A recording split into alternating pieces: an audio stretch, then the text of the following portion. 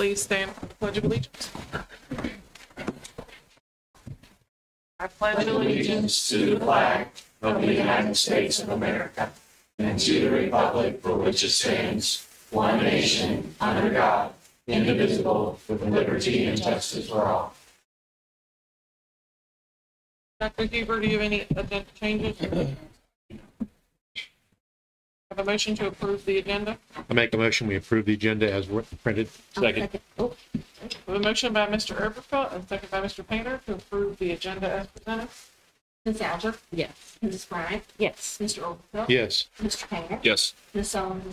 Yes. Ms. Ford? Yes. Madam Chairman, I'd like to certify that personnel matters discussed in closed meeting this evening, according to section 2.2-3711A1. Second. We have a motion by Ms. Sullivan Smoot and a second by Ms. Alger to certify personnel matters discussed in closed session. Ms. Bryant? Yes. Mr. Oberfeld? Yes. Ms. Alger? Yes. Mr. Painter? Yes. Ms. Sullivan? Yes. Ms. Ford? Yes. And one I have a motion to approve the consent agenda. I make a motion we approve the consent agenda. Second. A motion by Mr. Oberfeld, second by Ms. Alger to approve the consent agenda. Ms. Bryant? Yes. Ms. Alger? Yes. Mr. Painter? Yes. Mr. Oberfeld? Yes. Ms. Sullivan? Yes. Ms. Ford? Yes. Dr. Huber, SBA Valley Regional Forum. Yes, so Quinn, come on up. Come in the middle here. In the middle. Stage front. Hi. How are you? Quinn, I promise I wouldn't embarrass you. But Quinn and I go way back. She played softball with my little girl. I got the brief opportunity to coach Quinn for a little bit.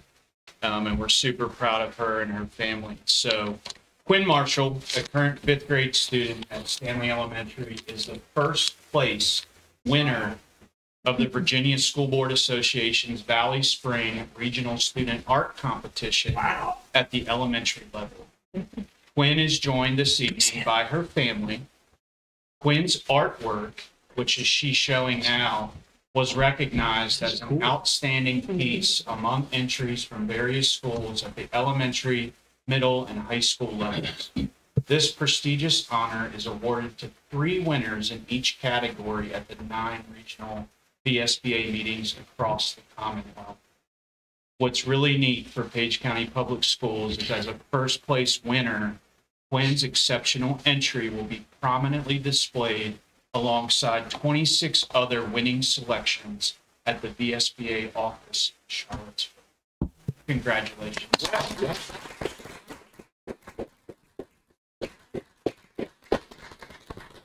Take a bow. Good job. Nice job.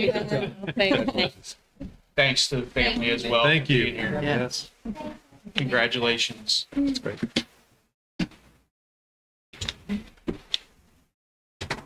Thank y'all. Yeah. Thank you. FCCLA National Leadership winners.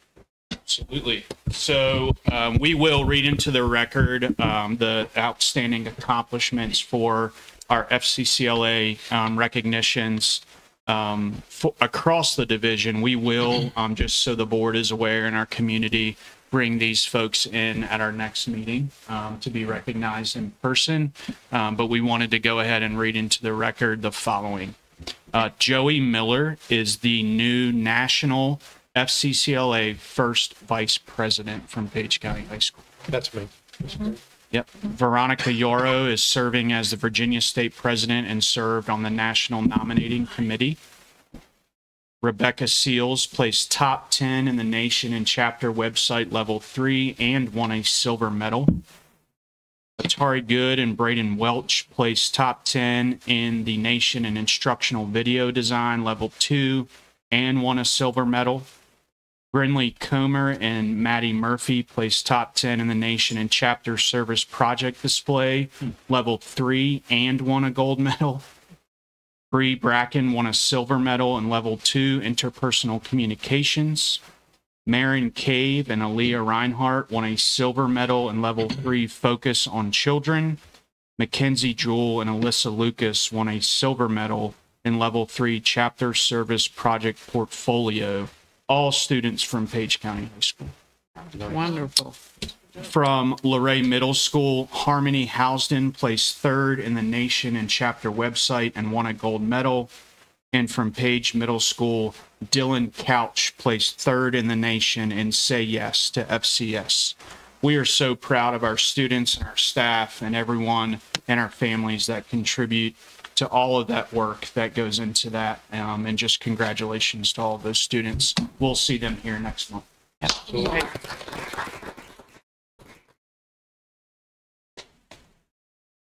Yep.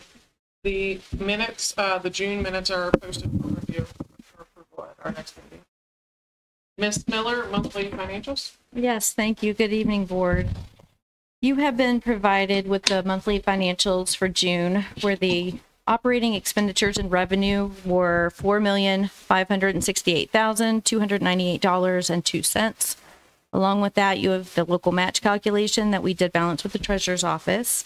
Wanted to point out a note at the bottom of the financial statement there where it indicates that the negative balance is due to the following. Number one, the all-in funding was appropriated, but the revenue is not received for FY25. So just to explain that a little bit more, we had the money, we were spending all-in funds, but the revenue was not showing up. So that's why it looks like a negative balance. And that was a total of $809,907.73. And then number two, we did have some federal and state FY25 revenue received after the end of the fiscal year 25. And that was totaling $444,632.52. So our updated balance after those adjustments would be $734,331.10. If you have any questions, I'll be happy to answer them. Thank you. No, appreciate it. Thank you. Dr. Johnson, Human Resources and Business Operations update. Yes, good evening, members of the school board. Tonight, I wanted to give you an update on several of the HR and business ops departments and what's been going on this summer. So you can see there, the first slide I wanted to talk to you about was our facilities master plan. And I want to thank Mr. Painter and Mrs. Alger. They were part of our committee that's been involved in this, along with the business operations team. But just for the public, just a quick walk down memory lane, if you will. You recall in 23 and 24, we used the company Bureau Veritas, and we did a comprehensive facilities assessment of all of our facilities across the school division, all the schools, central office, finance office, bus garage. And so that yielded, you recall, amazing data that we could use on quality of our facilities, status of our energy systems, all of that. From there, you recall we created a capital improvement committee this last year in 2024-25. And that's when we really began to take a deep dive into the data from Bureau Veritas and use that to drive our 5-year capital improvement plan. Remember, Mr. Dykes joined the team and utilized his expert credentials to assist us. And then the school board and the board of supervisors partnered and authorized us to go out and seek architectural guidance for a facilities master plan. And that's where we're at tonight. And I'm super excited. I told Dr. Huber, I'm just very, very excited to share this piece with you all tonight. If we actually start on the right-hand column, RRMM Architects are the company that won the bid to lead us over the next several years to come, as we look at a facilities master plan. They were chosen through the bid process. Again, we put together a team, including Ms. Alger, Mr. Painter, myself, Mr. Dykes, the entire operations team, and we had lots of interest from architectural groups, but our RMM was the team that won the bid. And so we had a kickoff meeting with them just last week. And that's what I wanted to kind of share with you tonight, just the very initial phases of what this is going to look like going forward. Over the next 6 months, you're going to see a lot of work unfold. And the plan that we've discussed over the last 6 months is estimated to be completed by January 2026. What that would do would give us guidance on next steps. What are we doing with our CIP plan? What are we doing with our aging buildings? What should we be thinking about with renovations or improvements or all those sorts of things? So what this is going to look like, RRMM has an entire team. That right-hand side, they're the project lead. They consist of architects, interior design folks, but they also have then with them other companies that are going to lead. LPA is going to lead in the mechanical, electrical, and plumbing. The Timmons Group is going to be the civil engineers that will serve us. Future Think is a group that does demographics, so they will, and I'll explain on the left here in just a moment what this is going to look like. And then Osmondson is a group that comes over all of that and keeps us informed on cost and estimations. So the team that RRMM has put together on our behalf is very exciting. So then if you look at the left, these are sort of our next steps, where we're at right now. General building evaluations are getting ready to happen. Some of them are going to occur before students come back to school, and some of it's going to occur when students are in the building. And part of that rationale is they need to see things, and that's better when the building's empty, but they need to see the ebb and flow of a building, and you can only see that when staff and students are there. So they're going to take the Bureau Veritas information and assess that, but not rethink it, so to speak. We trust that that data is accurate, and then they're going to match that with what they're seeing when they do these walkthroughs. So that's to happen in the next probably 4 weeks. Mr. Runyon has been working with the principals on setting those times up and making sure we get people in when they can see what they need to see. We need our waxing and our summer projects to be finished, because sometimes you go right now into a school and you can't get down the hallway because they've just waxed. So we're working on that. A demographic study is going to be underway. We're going to be sending them student database and records, things like addresses, population by grade, population by school. They're going to be looking at our historical enrollment, all of those things. That's the Future Think organization that leads that piece up. Geocoding and district study. They're going to be looking at our transportation routes. They're going to be looking at our district lines. You know, right now we've got 5 districts in Page County. Do those meet the needs of the current school model? Do they meet the needs of the current size of our schools, or have residences shifted and pockets of population shifted? They're going to look at that. They're going to look at attendance boundaries. Just today, Mr. Bell sent the team a link. Page County GIS is involved, and we have an upload system now up to RRMM. And so when they start to ask us for things, we've uploaded today the Page County GIS district lines, so they can look at the maps and say, okay, currently in Page County, where's District 1? Where's District 2? What's that going to look like against what they see in our student database? Programming, educational adequacy, and capacity analysis. Last week, we sent them blueprints of every building. We sent them our critical response graphic maps of every building. Probably uploaded 40 of those documents last week to them. Energy analysis. Just yesterday, we sent 2 years worth of specific energy usage, spending by every building. Mr. Dykes has been working on that, so they have that already. So we are truly off and running with this project. It is very, very exciting to look at the level of data that's going to be evaluated and the depth of the study that they're going to do in order to guide us. So we're pretty excited about that. Any questions on that piece before I move on and switch gears on you? So that's what's been going on in business operations. Transportation, thank you all have enabled us using grant money in the last 6 months to get some buses on order. We don't have them here yet, but we have 2 new buses that we expect to be here by December, January range. You recall those are taking 10 to 12 months from the time you order them to the time they're on site. Remember, we typically order the 71 passenger buses. because that fits our garage. The larger buses are too long for our bays, so we're locked in a bit there. And then we have a new bus that we expect next spring of 2026. So good news on that front. Very thankful on the fleet side of things. You all may recall that we were engaged in conversation with Enterprise Fleet. That's the group that had evaluated our cars and vans and daily student use vehicles. And it was in the budget, remember, and the supervisors said, come back in July. And we attended a meeting the other night in which we were informed that the money's allocated. So I'll be meeting with Brian Canals of Enterprise Fleet next week. All of that is in place. 2-3 months ago, we identified which vehicles we thought we would start with. We were looking at a rotation of 10 vehicles. So I'm very hopeful that nothing's changed financially in the 2 or 3 months that we've been waiting to get this done. But we are expecting then to be able to begin the rotation of 10 vehicles. So that's exciting. Okay, building safety. Mr. Runyon has joined the team and Mrs. Clark, and we've got a very exciting fresh eyes on building and student security and safety.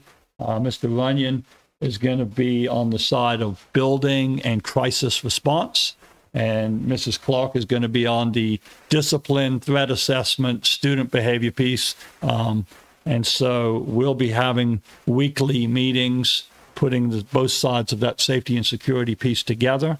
Then Mr. Runyon's going to take the lead on making sure we still have our monthly meetings with law enforcement, emergency responders, and then I'll be bringing the Title IX piece to that as well with security and response. So very excited about that. But this summer we've been busy.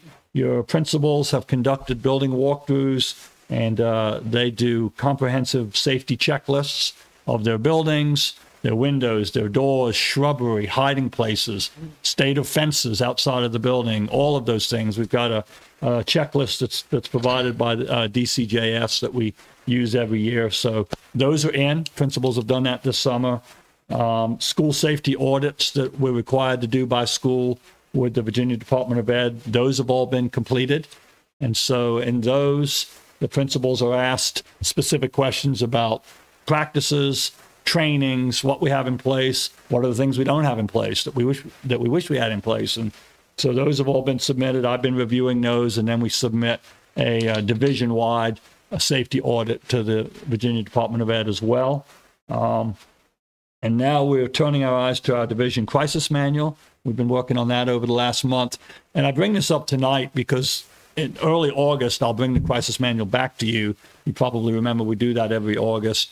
And we like to have it on record that we've done this. We want the public to know that we're laying eyes on security, that we take it seriously. And the summer is a really good time to look at our practices. We rename our situation crisis management teams by school. So if something happens at a school, there is no doubt who's responsible for what. And the principals outline those teams every year. In July, we update our crisis manual, our teams, our drills. You know, we've got the whole year mapped out. What are we doing? Tornado drills, bus evacuation drills, fire drills. All of that is in our crisis manual. It's a live document so that there's no confusion or no doubt as to who's doing what when. And then again, in August, we'll bring this more specifically to you for approval. But just wanted to it's been a while since we've been together, and I thought it would be helpful for you to hear what the departments have been doing over the course of the summer. I think that was it. Nope. HR, sorry, I can't forget the big one. Yeah, we've been busy in HR, believe me. We're excited, August 11th and 12th. We have 31 new teachers that will be joining us for 2-day new teacher orientation. Of those 31, we have 4 that we're still trying to fill. We've got 2 elementary special education vacancies, middle school English and middle school science. So those are the final 4 that we're combing the bushes for, but we're excited about the new hires that we have committed. I put there, we have 16 what we call TPOTA contracts. These are your grow your own candidates, those that are working toward licensure, not quite there yet. Many of them henceforth didn't go through a school of ed, so didn't get student teaching. So the instructional team are going to begin additional support for them on Friday, August the 8th. Those folks will come in ahead of new teacher orientation because many of them are going to need a lot of support in classroom management and the things that typically come up in a classroom. They're working on credentials and licensure, but not necessarily went to a student teaching experience. Also, July 28th, we have our substitute in service. Very excited to report that 130 invitations have gone out.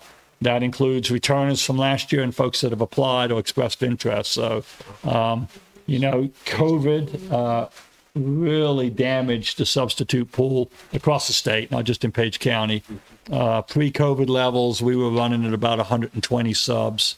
So this is clearly the largest number of invites we've sent out since before the COVID days. I'm very excited about that. And then teacher mentorship. We have a change in that this year. Very thankful to Mrs. Pettit and Mr. Pitts. They've been running the mentorship program for probably close to 10 years now. We had them trained at JMU, and JMU won a big grant years ago, and we've been using their mentorship guide, the program that they established. And so about 2 years ago, they began to say, it might be healthy if we included some of our newer administrators. They're a bit fresher in their admin programs. And so Mrs. Hitt, the principal at Page Middle, and Miss Damone, the assistant principal at Page High, excitedly agreed to take this on. And we met with them we've met with them several times over the last 3 or 4 months. And it's going to be really good. They've got some fresh ideas. They've got some new approaches to how they want to handle the mentorship program and mentees and mentors. And so I just wanted to let you know that. And finally, I just want to give a shout out to our payroll, benefits, HR staff. That would be Mrs. Montgomery Atkins in payroll, Mrs. Seeley in benefits, and Miss Marina Comer in HR. Those ladies have been working. They have physically onboarded 61 people just since April. And when I say physically, that requires a one-on-one meeting. It takes time. They're doing tax forms, I-9 forms, taking care of the application and getting these folks ready to work for us. They will do the same with all 130 subs that show up on July 28th. Every substitute that comes has a level of documentation and paperwork. And so when we talk about transition and turnover, there are folks behind the scenes that are working really, really hard. And I wanted to make sure that I said in front of you all what a great job they're doing and how thankful I am for those ladies. I know Miss Miller feels the same on that one. So yeah. And that's kind of a summary of what's been going on the last month. Kind of busy. Been a bit busy, but it's been good. Very positive. Yeah, good job. Thank you. Thank you. Clark, policy update. Good evening, Board. As you saw in your document, there's been quite a bit of activity with the SBA with policy updates, but we're only going to review approximately 6 of them tonight, just because most of them are just clarification of wording, cross-referencing new legal references, and so forth. So we're going to look at EB, School Crisis Emergency Management and Medical Emergency Response Plan. In there, we're just going to be making some changes that specifies that we will meet with law enforcement annually. We do that more frequently. In fact, we do it monthly. And so we'll be continuing that, but it's now in the policy as well. We also have the school audit to review the comprehensive plan for public health emergencies. That is in there. And we can develop a cardiac emergency response plan. Our high schools have that. We'll be adding that for every school level. So Mr. Runny and I already met the other day, and we'll be working through those processes and getting those procedures added to the crisis plan that was being discussed tonight. Any questions on that one specifically? In EBBA, emergency. Sorry. So is that the plan of putting defibrillators at every location and on sports fields and so forth? The defibrillators are there. I mean, Yeah. at the sports fields, we have one in every location. We've been very fortunate to have Valley Health support us in that realm. If we called and said we need something, they've usually responded pretty well with that. And then our athletic trainers really have taken on the burden of developing an emergency action plan at every school, which incorporated cardiac arrest already. And now we're just going to expand that to make sure all the schools. Yeah, I remember that from our law conference we went to. That was one of the new, I guess, new bills that were put out. And the other thing was having ice everywhere as well. Yeah. So they have the ice machines and they have the water tanks at the athletic fields if we have to cool them down. All right. Thanks. Are they still hanging on to no practice if it's 80 degrees or higher? They're going to follow the wet bulb guidelines that are established in their training program. And at different levels, there are procedures in place. And that's actually going to come up in another policy that we're talking about. But there are procedures in place as to when there's no practice, when there is practice with helmets, no shoulder pads, and different things like that. All right, EBBA, emergency first aid, CPR, and AED, sort of continues along. It's just, again, another place for them to document that we're getting first aid certified. All of our trainers are certified, our coaches are expected to be certified, and our staff go through training as well. And we will have a new piece to that. At least one employee will be authorized and prescribed to be able to administer Narcan, an opioid antagonist. Most of our buildings have already been doing that. Some have done it more than just one. They've got multiple employees, and then they know where that is. So we'll be updating that as well in the crisis plan just to further clarify that. Questions on that one? Yeah, okay. Besides Narcan, what about EpiPens for other allergic? They're already in. All right. EpiPen's already in there. EpiPens, asthma. And which one? Stock albuterol. Yeah. Those we've already been trained on in the past and in the policy. I just thought it might be worth mentioning again for the public to hear that it is available and people know how to use it. Yes, sir. EBBC, opioid antagonist, that is the new policy, and that is to reflect the administration of these opioid antagonists, maintenance of them, where we're keeping them, the record of administration, and then the procedures for how we're training and so forth on that. And so those procedures and regulations will be forthcoming in our other main documents as well. EBCB, safety drills. As Dr. Johnson already referenced, we have a drill in place. We'll be adding to that sudden cardiac arrest drills, and they're to be performed annually. And so we'll be working together to get those on that drill base as well. One question on that. I thought about it during your presentation too, Dr. Johnson. If we never won an event, but what if we had? What kind of resources do we have that we could call on for dealing with children that may have witnessed something that was somewhat horrific? Just being prepared for that. Do we have a plan for that, or is that something we could start thinking about maybe? Okay. Yep. Okay. But I would add to that, when you have a significant event like that, Code of Virginia requires that we report it, and the state has a support team that comes in. Yeah. We have a contact that we're required to report, document anything significant like that. Yep. And I would also say our school staff, to the extent that they can, that's why we would go into like a soft lockdown or something like that to keep kids out of the hallways, or, to try to contain the event the best that we possibly can. And sometimes, that's keeping kids in classrooms or putting up soft barriers or other things like that to shield them the best that we can. And, pick exit doors that we're going to use for events that happen. So.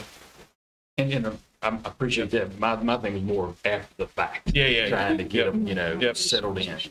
When we had a few years ago, when we had that Shenandoah false alarm, even that we reported through the Virginia registry thing that we have. And if any part of that had been more serious, then that would have opened all kinds of state resources to us. Okay. Yeah.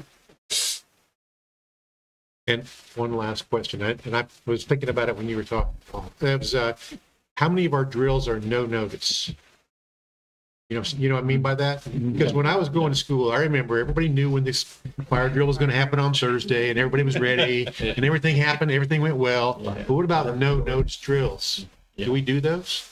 On occasion, well, I think, and I've let the more recent principals speak, but it's a juggling act between the students who Needed an alarm accommodations. Yeah, accommodations for a student who an alarm sets off another whole set of problems. So we would, if we were doing fire drills or something like that, our weekly reminders would go out and we would tell them, but we had communicated with staff. That's not necessarily for you to share, as for your benefit. Right. We didn't always announce what time, so even teachers may not know what time. But then we would notify the teacher if there was a student that we needed to prepare for that drill. The teacher would be notified so they could take the appropriate actions to meet their needs. Yeah, I just think I'm a fan of no notice drills to really show that you are prepared and you know what to do. Yep. Build that muscle memory, which is key. Well, and I think that goes back to your administrators and your teachers, because in some cases, I know in the past, we've done that and we've weaned them from that, so that they eventually, for that very reason, they got to a no notice situation, but they had been, in that particular case, I may have gotten an email from that student about 15 times that day, what time, but she was able to do it and do it successfully. Okay, thanks. IGAG is just some revisions to teaching about drugs, alcohol, and tobacco, and that is because of the opioid overdose prevention and reversal in secondary schools. So we're going to be working with our SROs to incorporate that in the program that they already come in to do, to talk with them. They're already talking about fentanyl and so forth, but we'll make sure that they're trained on that as well. And we've also, I'm going to be talking with principals about adding it to their class meetings, so everybody can see it. Any questions on that one? Okay, policy JJAG is new for us. It's new and it's not new. It's a new policy, but we already have things in place in talking about the heat and so forth. We already have policies or procedures in place that talk about heat guidelines and weather guidelines. So we're going to be developing those procedures more rigorously to put in that policy. I'm going to work with the ADs because they are the go-tos on that, and they have all the resources with the VHSL and the wet bulb and the cold procedure methods that we need to do. And then KGD, notification of school connected overdose, and that is a new policy as a result of all this. It talks about defining what it is, parental notification by the principal, and includes about substance and where it occurred. Reasonable steps that we're going to put in place to protect their privacy, and we'll be working with principals and developing scripts for them when they make those phone calls, so that they know how to say, what to say, and so. Any other questions on policies? So these are for informational tonight. We'll bring them back to you at the next meeting for action items, and we'll also bring back JJAG with some additional information in that for you. Thank you. Thank you. Ms. Heichman and Clark? Don't get to go yet. No. Good evening, board members. It's Ms. Clark and my pleasure to present to you the 25-26 Student Handbook and Code of Conduct. Something we're really excited about. You have a copy in front of you. You also have a list of all the updates and changes that we've made this year. Just know that we're bringing this to you as informational, and then we're going to come back during action and bring it up to you again so we can get it into the hands of our families before school starts. Do you have the presentation? So just to go over some quick highlights, as you can see, for lack of a better term, it's had quite the facelift. It's also in a new format, and we'll go over that in just a second. It still has those lab links for additional resources for our families and students. We're hoping that this becomes kind of a one-stop shop, not only for our families, but for staff as well. It's a good resource document to have on hand. And those code of conducts that you have, the handbook that you have in front of you, will be distributed out to schools before school starts, so we'll have a nice copy for the office. You'll scroll down for me a little bit. Next one. So if you'll recall, the previous handbook was in alphabetical order. And so this year, what we've done is kind of broken it up into different sections that make sense. So you might be looking for specific information about enrollment. Well, that's going to show up in our general information section. You might be wondering about discipline. That's again going to be in our code of conduct. It could be about instruction. That's going to be in our student learning section. All right, so the about PCPS section is just some basic information about the division. It's going to have our calendar, directory, school board overview, and our mission and our vision. And then the general information section includes things like those annual parent notifications that we have to provide parents with every year. It talks about student enrollment and attendance because that affects all of our students. It also has a little bit of information about Title IX policies and contact information for the division. One of the major updates that we want to point out is that our document kind of starts in this section, and there's a big notice first thing that says, hey, this document that you're looking at is connected to our parent portal. So make sure as you review this, you go into the parent portal and sign off. Okay. The next section, student learning, includes things like instruction, special education services, information about grading and progress reports, report cards, and then our school counseling services. And so we've added a couple things there. Our program of studies that was updated the previous school year, it's now linked into that section. Information about our PCTC foundation, things, we've updated our academic integrity section to include information about using AI. And then we added some information about Project E to our school counseling services. So that's enrolled, enlisted, employed. All right, the next section encompasses a lot of our departments here. So it's student safety, health, and support services, and it's going to house things like emergency preparedness and safety drills, all of our health services information, nutritional services, information about transportation, athletics, and then lastly, technology and student devices.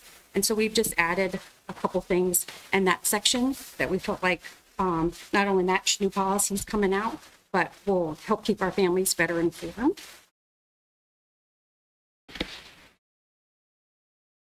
So to help with the Stop It app not being utilized this coming school year, we knew we needed, as part of our school audits, we have to have an anonymous reporting system. So we developed an anonymous reporting tool that can actually be clicked out of this handbook.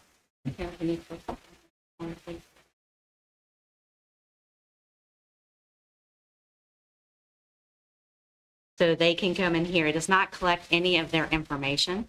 And it will go, we're routing that around to us up here. We're working to see if we can get it to route also directly to the schools, but if not, we will be the focal point to decipher those out if need be. But it asks for anything like you have a concern, there's somebody's thinking about harming themselves, you need assistance, you're being picked on, whatever it is, but it's an anonymous tool that they can now click and use from there. And we'll be getting that out to our, again, our administrators to put in their class meetings so they can link that to their students as well. So that's going to be linked to a student or parent? In the handbook, the parent can. It'll be on our website as well. Thank you for doing it. And I imagine that principals will go over it with parents and students during all that back to school information. We'll also push out some division notifications on social media and that kind of thing as well. And then the family engagement and communication section just kind of compiles information about how do you address concerns. So there's a really nice chart in there for folks to be able to say, okay, my concern is academics. Here's my kind of chain of command. Who do I call first? Where do I start? It covers everything from transportation issues to even social emotional concerns. In addition to that, it talks about school home communications. How do we connect with each other? Ways that they can download our app. We have websites, we have social media. Some updates again, that chart. And then we also added information. We have linked how they can download that division. So then in the code of conduct, we did put sections in for student family rights and responsibilities, code of conduct behavior, and discipline procedures. Some updates to that is we did give them some additional, like how can we support you? How can you support us? Both students and parents. We added signs, warning signs, and how to get help if you're being bullied or cyberbullied, is been added into some of our policies as well.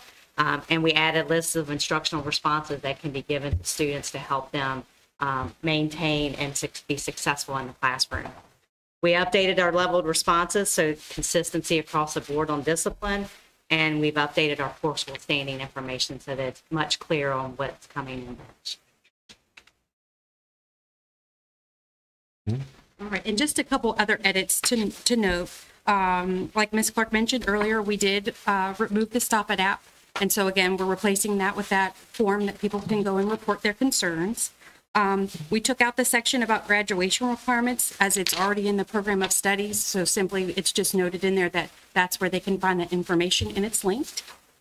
We condensed the attendance information to display the most important information parents need to know about our attendance policies. And then we had a section for school counseling where it was linked to the Power School form where parents could go in and opt their kids out of certain individual counseling group or classroom. They can still do that. However, we've removed the form and we're kind of making it more in line with our board policy, which is they have to write and let the school know. We're doing that because it seems like some were just clicking the form to fill it out. And so we would get a kid in crisis and the counselor wouldn't be able to see them. So a principal might call and say, hey, can our counselor speak to your child? And the parent would be like, why are you asking me? We'd say, well, you opted out on this form, and they didn't remember that they had done that. So I think this just makes it cleaner. We can get that crisis response initiated for kids a little quicker. And then we removed appendices, which were basically just links to our policies and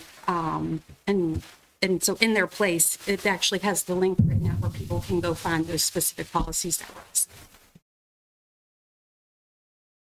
All right, any questions?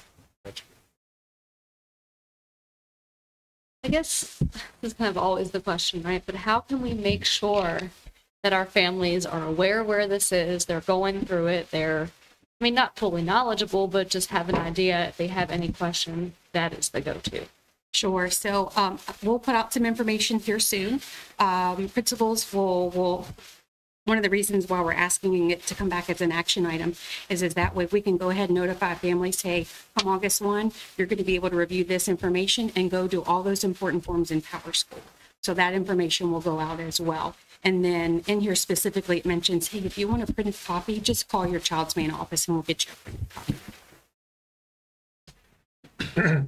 So because we have such a bad broadband access in this county, Yeah. so a lot of people aren't going to be able to do this online. So they're going to need the printed copies. Are you going to provide all the links to them as well? Yes, so anything they would need printed, they just need to talk to their main office, and that will be reviewed again at orientations. Okay. So principals will meet with groups of students, and they'll push that out. Because hopefully one day we'll get better broadband, but right now. And our schools are going to be working with our parents about how to get forms updated so that we have that information up to date. And so there's actually going to be 2 sessions that technology is doing in early August where we're inviting parents to come in on each end of the division and have an opportunity to do it right there in the buildings, in those schools. And then if they need help, there's somebody there to help. Good answer. Y'all did a beautiful job on this. The layout is Yeah, very it easy to follow. Very well done. We all want to take it home tonight. Very good. Still might. Thank you all. Thank you. Thank you. Dr. Huber, superintendent's update. Well, I certainly cannot follow that, just so you know, and I'll take the first part of my superintendent's update to thank the individuals that were just at the podium, what they've put together and the work and detail they put into that and thought is incredible. And I'm so proud that they're on our team and supporting our division and our leadership. So thank you all to everybody over here sitting in the chairs. You all contributed to it in one way or another, and I thank you for it. I have a brief update for everybody this evening. So good evening, board and community. I wanted to start again with thanks and gratitude. I can't tell you, how proud it is for me to be the superintendent of Page County Public Schools and how hard I've seen people work since I've stepped into this role, and prior to that even, the folks in this room, but the folks also listed on the screen here, our custodians and maintenance staff, and what they're doing in buildings as I've toured over the past couple of weeks and seeing how much they've done to get our schools ready and safe and healthy and fun for our kids and staff has been humbling to me, to be honest with you. While we've dealt with different transitions and, in some places not fully staffed, we're in great shape to get started. So I wanted to certainly thank that group there. They're getting us ready, and we will be ready, and I'm proud of that. I'm a superintendent. Our transportation team throughout the summer with summer school, and then also just prepping buses and getting us prepared for the year again has been inspiring to me. Our building leadership staff, our division leadership staff, and what they've done. I can't tell you. I've kind of had to go around and tell people to go home at some nights because that parking lot is full beginning to end, with folks putting in a lot of effort to do what, just a demonstration of what you just saw. That doesn't just happen by chance. So I wanted to thank that group. Our teachers have been in our buildings working on professional learning and curriculum efforts and getting us off the ground with our new math curriculum, focusing on their CSIP plans, our summer school staff, our CCLC staff, school nutrition. I mean, all the work that team has done to provide meals over the summer. Again, it humbles me to have the privilege to lead that group. And with all of that being said, that's our theme for the year, as you see in this slide of Row the Boat, because that's what it takes to be excellent. And that slogan means a lot to me, because that means everybody's working together, right? And that means we're all rowing in the same direction, and it's hard.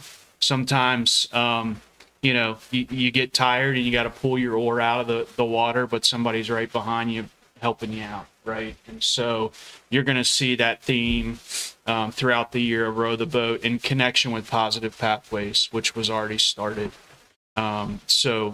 Hopefully, I can't even put into words how grateful I am for our team.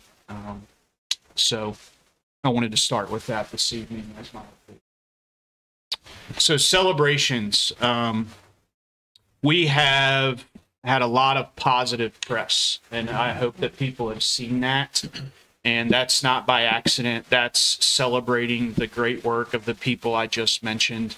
School nutrition is one of our most recent that was recognized for our strong summer food service program by WHSV. And I'd be remiss if I didn't highlight that. And so I'm proud of that team and proud of our school division for taking care of our families throughout the summer, because those are the most basic needs that we need met for our kids and our families. And I'm proud.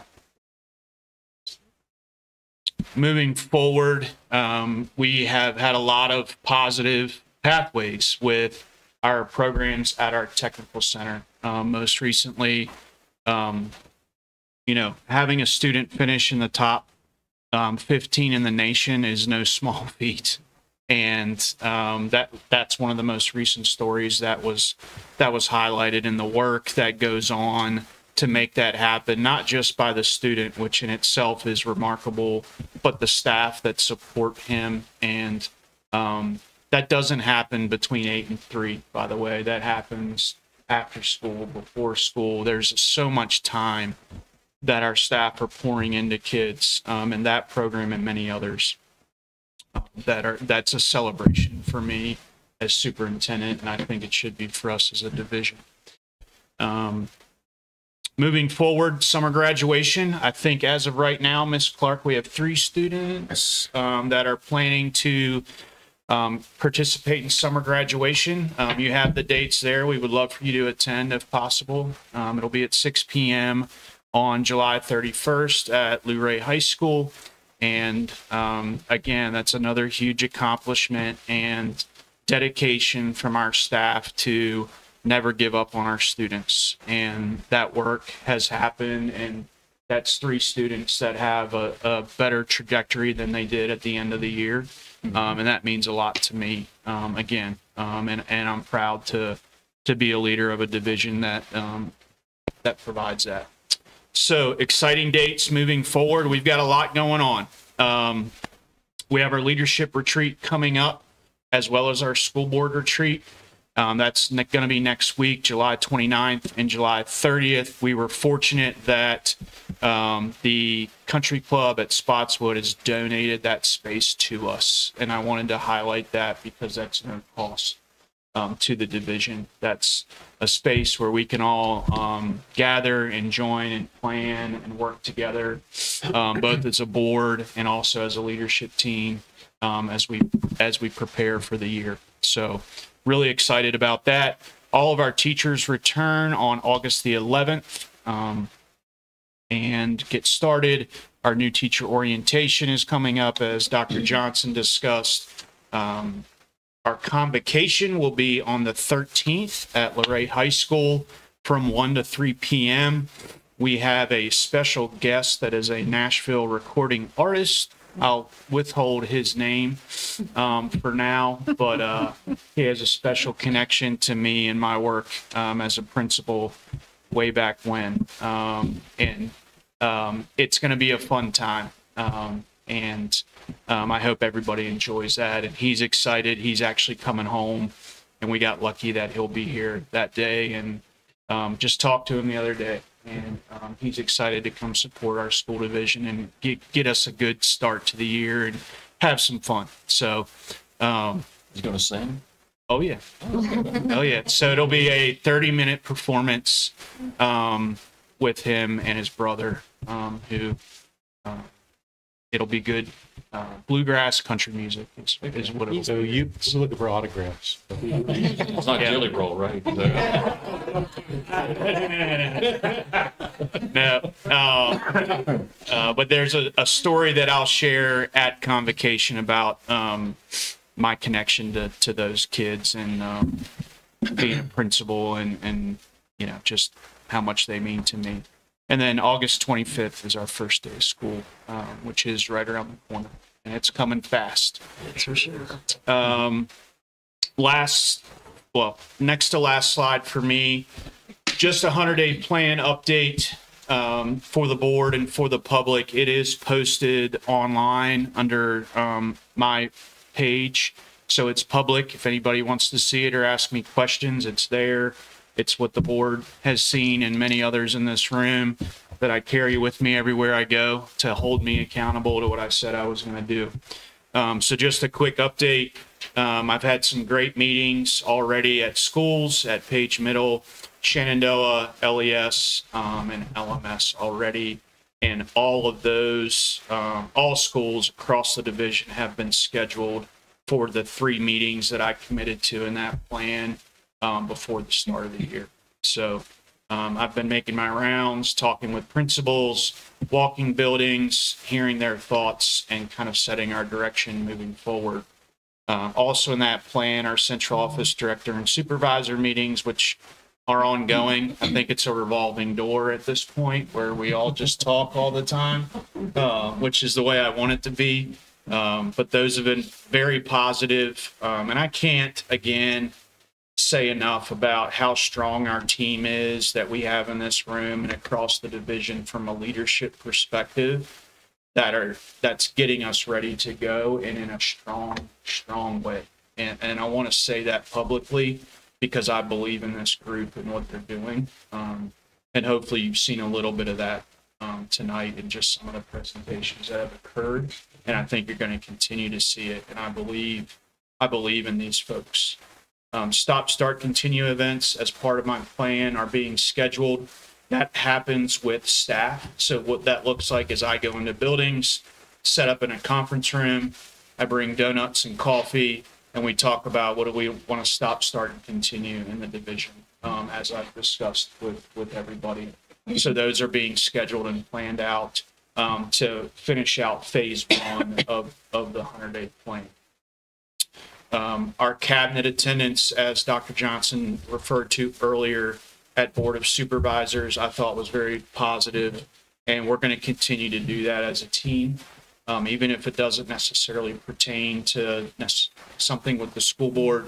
To me, it always pertains to us because it's our families and our communities. So we're going to continue to do that, and I thought that was well received, and it was a very positive meeting. And I'm very grateful to our Board of Supervisors for funding the requests that were brought, and Tanya and her team at Finance, putting that all together and explaining it took a lot of work. And so congrats to Tanya and her team for doing that. I thank you for that. I really do. And then the highlight of my month, probably year, I got to play Frisbee with students at LES the other day at CCLC. So when I was on my meetings with admin, we got to go out, and luckily the kids were on the playground and I didn't have to like teach something I didn't know anything about. And so I got to play Frisbee, and I haven't thrown a Frisbee in like 10 years.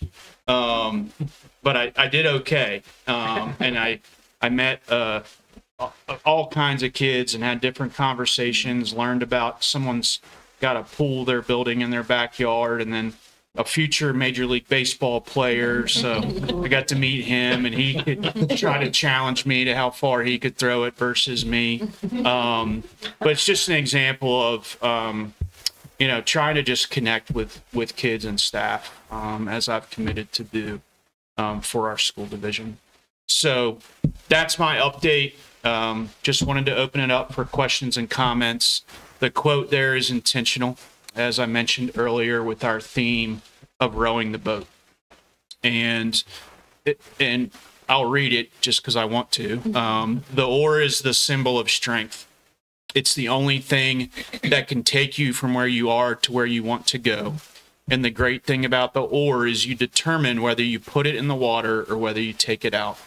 And my message to our staff and everyone around this table in our community is if we all row the boat together, that there's no limits to what our kids can do.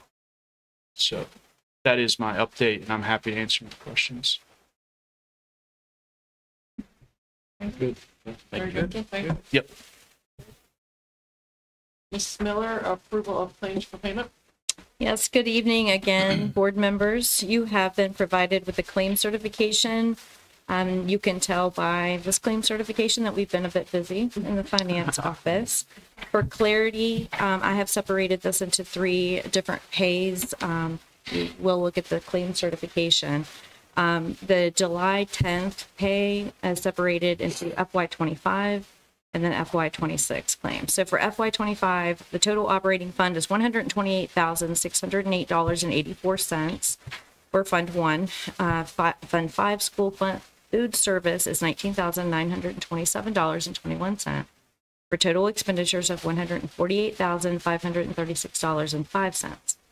And then once again for the 710 pay for FY26, we had Fund 1 operating fund expenditures for $627,658.24.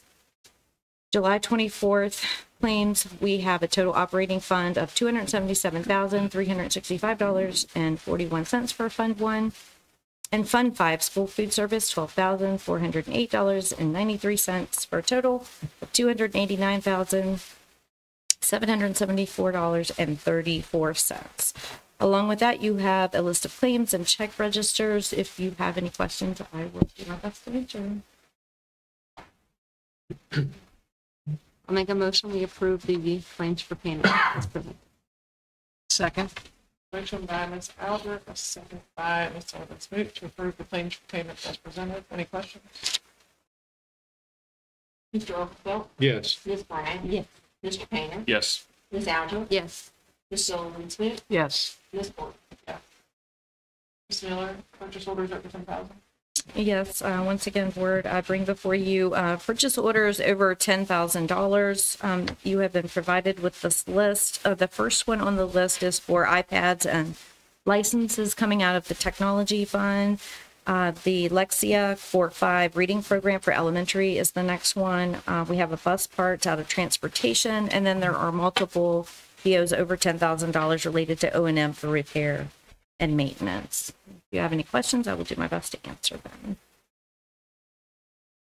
I'll make a motion that we accept the purchase orders or approve the purchase orders over $10,000 as presented tonight. Second. Motion by Ms. Sullivan Smith, second by Mr. Overfelt to approve the purchase orders over 10,000. Any questions? Just a question on that. When we do those maintenance things, do we cross-reference our report that we got to see if there's some things that are taken care of? You mean the Veritas report? Yeah, the Veritas. Okay, I was gonna, Yeah. yes, we do, yeah, All right. yeah. Yeah, that Veritas report, we have an admin login side Okay. that we are able to go in and, with significant updates, then we can change the date and then it changes the report and, Yeah, I just saw some items there that's kind of yeah. substantial, I would think. Yeah. Like the boiler. Cross-road. Roll it. Yeah, yeah. Thank you.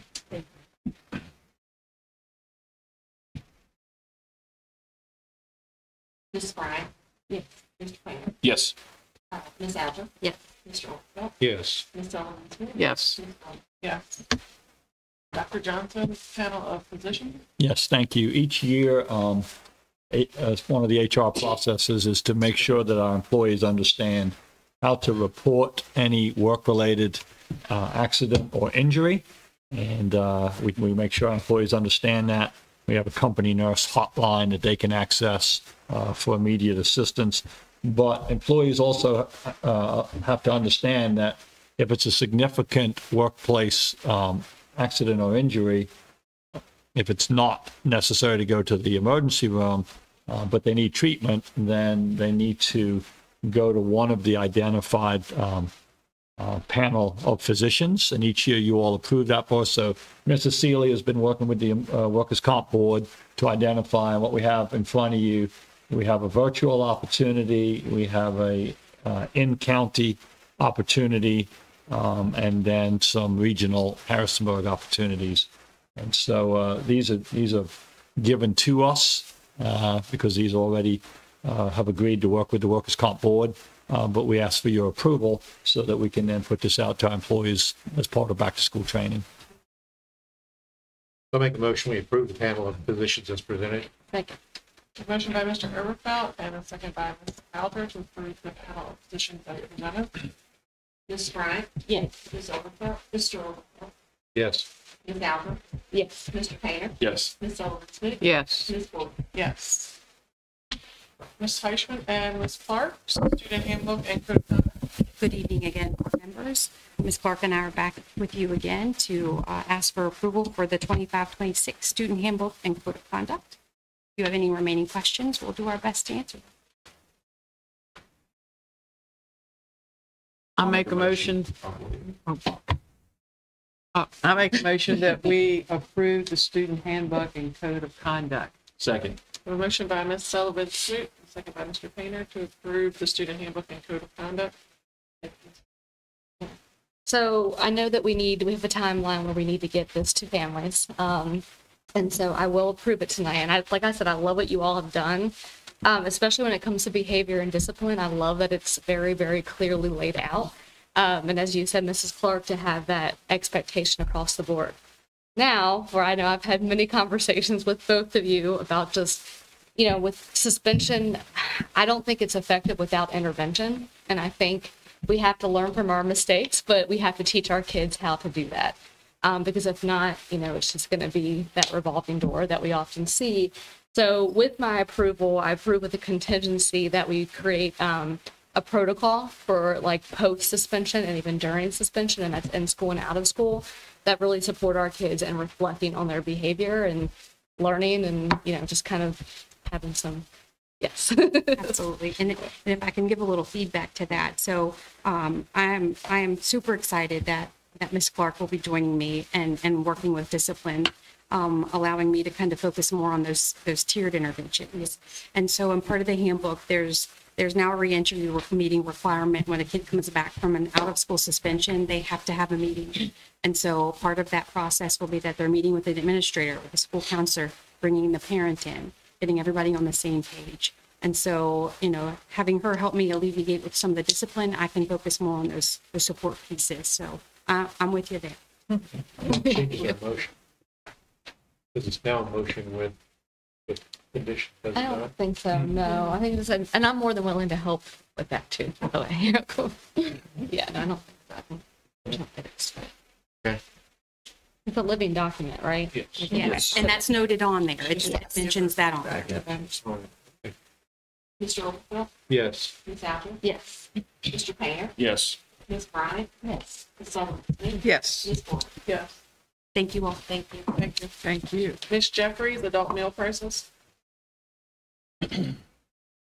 Good evening, board members. I come before you tonight with this year's request to set adult meal prices, which actually includes non-enrolled students as well. So this is any child not currently enrolled in Page County Public School or any adult. The federal standards are very clear. The minimum price that we would need to set for breakfast is $2.84. The minimum price for lunch for these types of meals is $4.84. And I would like to propose and recommend to you that we actually set them at $2.85 and $4.85. I make a motion, we approve the adult meal prices. Second. A motion by Ms. Aldred, a second by Ms. Sullivan Swope to approve the adult meal prices. Any questions? Ms. Bryant, Yes. Ms. Allen, Yes. Mr. Painter, Yes. Mr. Overfield, Yes. Ms. Sullivan, Yes. Ms. Ford. Yes. Thank you. Ms. Miller, FY 26 additional funding resolution. Oh, Yes, thank you, board. You have, We're sorry. This is her first one too. Just get it out of the way. getting it all out of the way, yes. So you have been provided this evening with a copy of resolution number 2026-01 to the Page County Board of Supervisors requesting an adjustment of the 25-26 school budget for additional revenue. And I would like to read this into record at this time. Whereas the Page County Board of Supervisors adopted the fiscal year 2025-26 budget based on the projected governor's biennial budget, and whereas the governor's adopted biennial budget reflects an increase in state operating funds for Page County Public Schools, and whereas this additional state revenue exceeds the originally estimated budget for FY 25-26 by $878,126, and whereas the additional state funding will be received through basic school aid, compensation supplement, at-risk funds, and community school funds, and whereas these funds will support required instructional positions per the standards of quality, as well as intervention programs and services for student populations in need, and whereas Page County Public Schools will also receive an increase of $147,330 in federal funding above original projections for FY 25-26, and whereas the additional federal revenue will be allocated through Title I Tidings Grant Funds, School Improvement Grant Funds, and school-based micro grants. And whereas these federal funds will provide targeted assistance and instructional support for identified students, and whereas the Page County Board of Supervisors previously allocated $225,000 to Page County Public Schools in FY 2025 for facility studies, and whereas Page County Public Schools request the reallocation of these facility use funds in the amount of $225,000 to the FY 2026 budget. And whereas Page County Public Schools has a remaining balance of $398,187 in state all-in initiative funding carrying over from the prior years.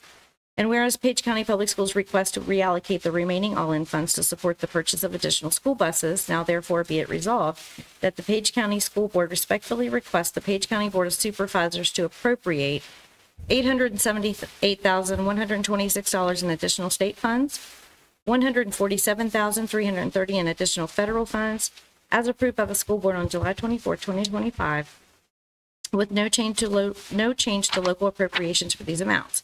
Additionally, the school board requests $225,000 for reallocated facility use funds previously appropriated in FY 2025 $398,187 in all-in carryover funds from a prior year, which would result in a total increase to local appropriations of $623,187. And you have also been provided with the appropriation request amounts and the revised budget totals for FY 2026. Any questions?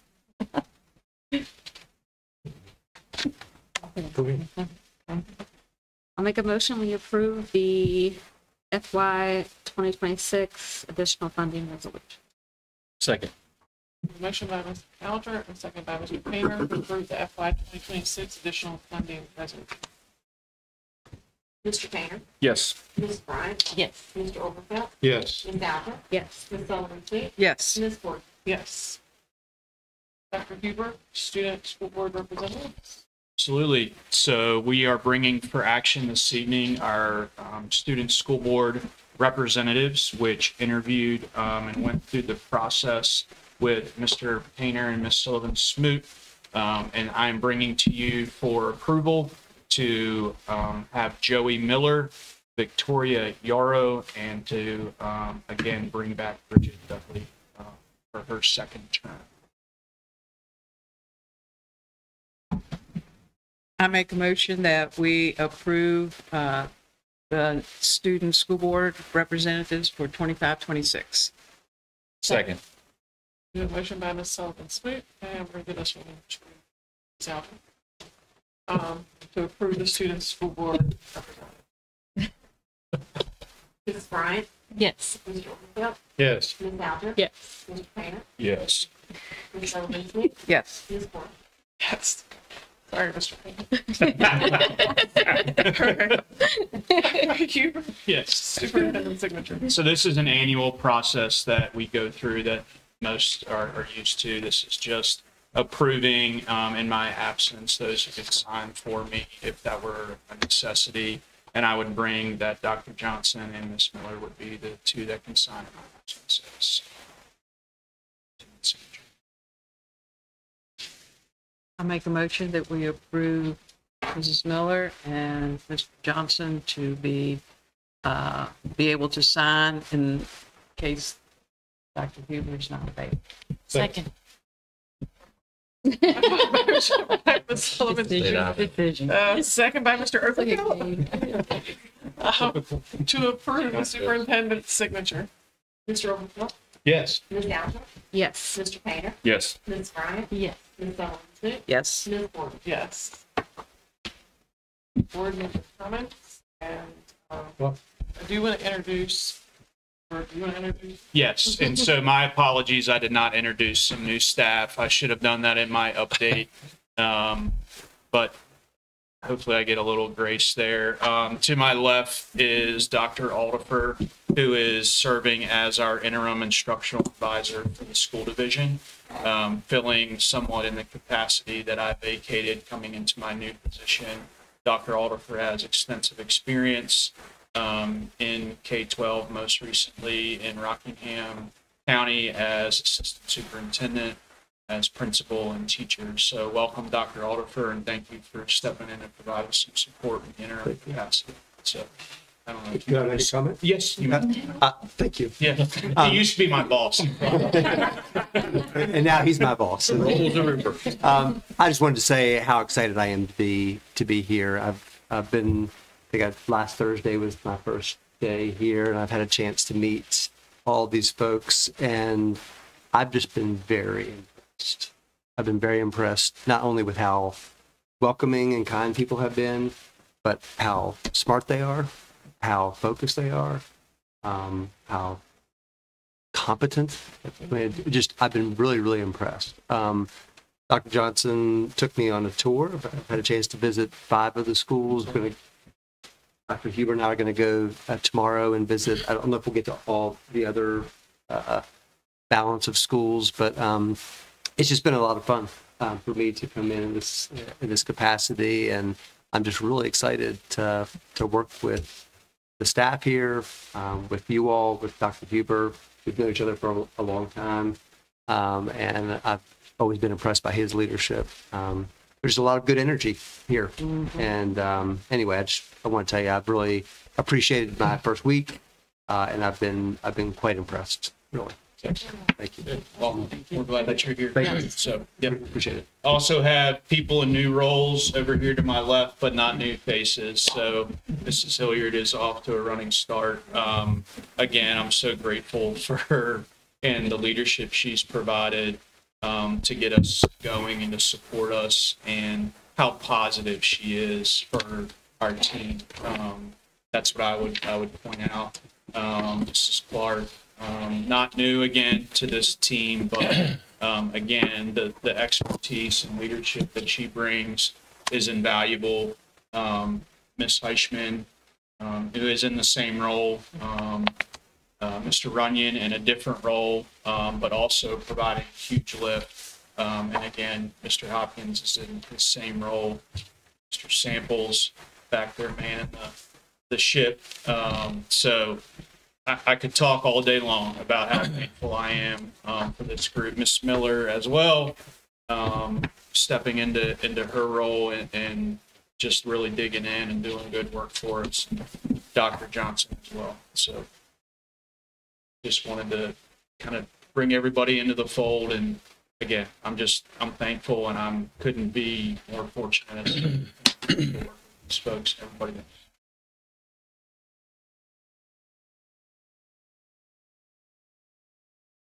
Oh, and Miss Jeffries, I didn't even see you. I can't. All right, and Miss Jeffries as well. So, And Kim back there. and Kim. It's a disaster. Yeah, it's like I got my head on a swivel. We'll keep you. Welcome Keep straight. to the fun. I would just like to say, can't believe it's almost the end of July, and what you all have accomplished and what's been presented to us tonight. Wow. Thank you. Good teamwork, good things come. I'm also want to show a big shout out, a big thank you to all of our FCCLA teachers. How that, what, you know, a national officer, a state officer, and it just goes down the list and all the different ways that they were successful and what they were either applying for or in a contest or whatever. It starts with the leadership and the teachers that are taking these kids, and this program and the FFA, the leadership skills that they get in those two programs are phenomenal, and they last a lifetime. So we're very fortunate. And two of our school board student members are one of those national officers and a state officer. So I'm excited about that. And Jenny, I just want to say thanks to you, the publication on Channel 3. People have, said, wow, that's really a great program. So I'm just glad we're tooting our horn and getting that information out there, because it's phenomenal in the way it's helping the community. So welcome aboard. Thank you. And looking forward to working with. Keep up the good work. It is just what we heard tonight and what's going to be coming, phenomenal. No, welcome, Dr. Alderfer. Thank you. Good to have you on board. I'm glad to see we got some really positive movement in our financial master planning, our facilities master planning. And I meant to say I'm glad to see we have good, positive financial information. That's always good. Any chance of revisiting that security position grant that we missed last year? Do you think that'll ever come up again? It'll come up again. The one that missed is, of course, that has gone by, but Right. There'll be more opportunities. We watch for them, we get notified on them, and we'll ask again. I hope we do get a chance to revisit that. I'm going to be very interested to see what they come back with as far as the districting review from the study, and because that could, I don't know, that's going to have an impact on perhaps the rest of the districting in the county. But I don't think it's been looked at for a long time. So that could be that's going to be very, very interesting to see. I wanted to really thank everybody for their hard work. I mean, it is incredible what the staff has been able to accomplish, and your leadership is already very, very evident. We're lucky to have you. I'm glad you're on board. I'm really impressed with the new handbook. I like that. And the code of conduct. It's so obvious that you guys put a lot of work in that. And really, we were gonna swipe copies, take home because we want a copy. But we'll get that soon. But anyway, but thanks everybody for all your work, and we're gonna roll along with you. We'll pull our works. We appreciate this. Yeah, I think overall, just like the feeling of the meeting was very positive and a lot of momentum, a lot of changes, but I think that they're very good changes. Dr. Huber said earlier, he is a powerhouse of a team, and I think that that's very, very evident. I really see that. Some highlights. First, I think Quinn with her art. That was amazing. It was really, really good. I wish I had half the creativity of that. The subs, that we have 130 subs, I think is fantastic. The student handbook goes without saying. I mean, it was beautiful and just very well organized and easy to follow. I think that's very key. And then Mrs. Jeffries with the feeding program. It's been great to be out in the community and see the bus, and even hearing kids be like, the bus is here, the bus is here. It's like the new ice cream truck. So yeah, it's been good. So I'm really excited. I know we have about a month left, but but yeah, I'm excited for the year to start. It was great to see Miss Quinn. She's very talented, and it was nice to see a student in the middle of the summer. So that was exciting, and I know we'll get some more at the next meeting to recognize. I know there's a lot of change, and I just really appreciate everybody, and I know that Dr. Cooper speaks so highly of everyone and the team and your efforts, and we really appreciate that. You have taken us in stride to work hard for the division, which in turn helps our students and of course our educators. So thank you all. Thank you all so much for doing that. I hope that you can enjoy what's left of your summer. You worked very hard. I hope you can have a moment of some downtime. And yeah, continue the great work. We appreciate it. And all the wonderful highlights that we have been doing. I mean, from the food bus to, obviously a student placing, was he first or third? Top 15. Top 15. Still, that's exceptional. He was first in Virginia. He was first in the state. Right. Yeah. Okay, that's what I'm thinking. It's exceptional. Our students are doing exceptional things. And thank you all. Thank you. So a lot of things have been mentioned, and appreciate all the work summer allows us. Doctor, I hope if you see something that can improve us in a quick way, I hope you say it. I hope you do. My motto is, why not Paige? Why not be the best in school division? Had a good time the other day playing with the Blu-ray High School boosters in the golf tournament. I think Sarita and Jake Jr. are the ones that are the leader of that now this year. And that was really good. Jeff Walters and his team won, actually, was one of the winners from Todd Gilbert's staff. And he's been moving on to one of the senators, I think, now, with Todd going to the U.S. Attorney's Office. I was on my farm the other day, and we got this new construction, and they're hooking up a new electric line. And I roll up there to see what all they were doing. And there was Tyler Shiflett, who just graduated from Page County Technical Center. And he was one out of 25 people that got that job. So that was really cool to see.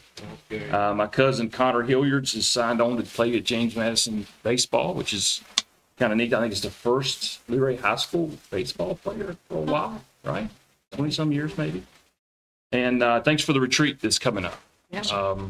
I think that's always been a good thing for us as a board to understand, and what everything's been working on and how it's presented. It's just a great time, and I appreciate it. I think your mother is helping out with some of that stuff and got us the venue, which is pretty awesome. Yeah. So we've got a free meal so far out of your family, and now we got a free venue. So, kind of like how this is going. What's in it for me? Where's the free meal? So How you felt that? thanks. Funny. Yes, sir. Yeah. Okay, well, Yeah. no, thank you all for all your hard work. It is exciting. I was going to say I'm looking forward to next week too. The retreat before we head into starting school is always good. But we couldn't do it all. You heard all kinds of amazing things that are between what our kids are doing, our staff is doing. So just thank you and enjoy the little bit of summer that's left. And I guess get ready to start another great school year. I'll make a motion, we adjourn. I second. Second by Mr. Oberfeld. I wanted to give that to you. Yes. Mr. Painter? Yes. Ms. Bryant? Yes. Mr. Overbaugh? Yes. Ms. Owens? Yes. Ms. Gordon? Yes.